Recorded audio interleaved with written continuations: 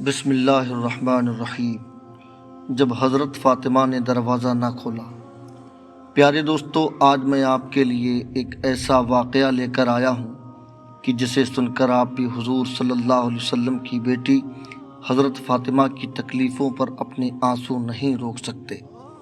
ایک روز حضور مسجد نبوی میں تشریف لائے تو اچانک حسن و حسین کے رونے کی آواز کانوں میں پڑی تو بے چین ہو اٹھے اور جلدی سے اپنی بیٹی فاطمہ کے گھر پہنچے۔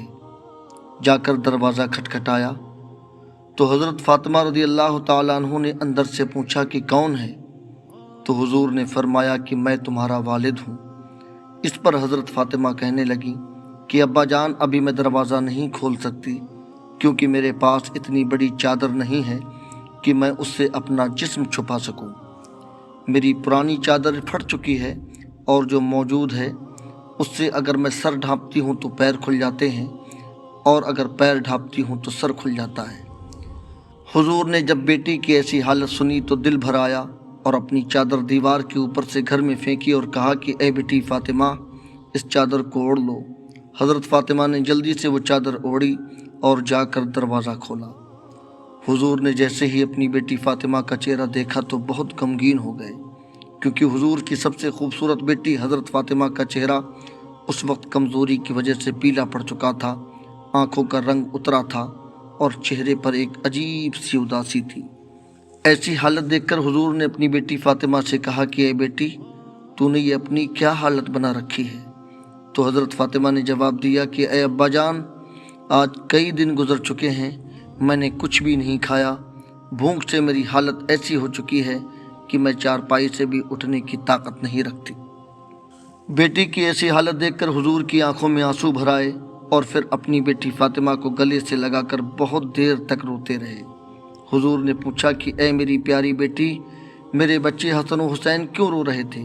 تو حضرت فاطمہ نے جواب دیا کہ ابا جان، وہ 2 دنوں سے بھوکے ہیں، گھر میں کھانے کو کچھ بھی نہیں، اسی بھوک سے پریشان ہو کر وہ دونوں رو رہے تھے۔ یہ سن کر حضور نے اپنی بیٹی فاطمہ سے کہا کہ اے میری بچی، پریشان نہ ہو اور جاؤ حسن و حسین کو میرے پاس لے کر آؤ۔ تو حضرت فاطمہ اپنے دونوں بچوں کو حضور صلی اللہ علیہ وسلم کی خدمت میں لے آئیں۔ آپ صلی اللہ علیہ وسلم نے اپنا انگوٹھا حسن کے منہ میں رکھ دیا تو وہ بڑے مزے سے اسے چوسنے لگے۔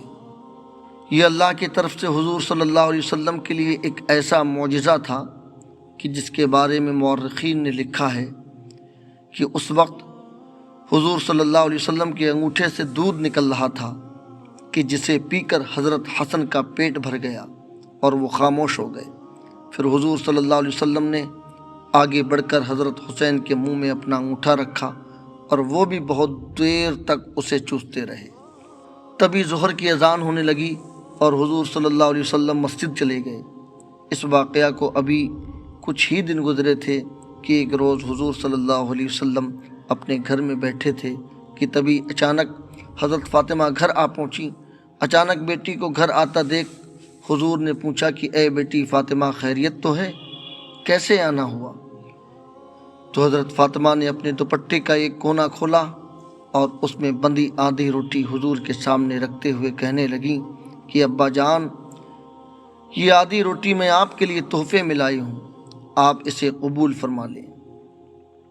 حضور صلی اللہ تعالیٰ علیہ وسلم نے پوچھا کہ اے فاطمہ، کیا بات بنی؟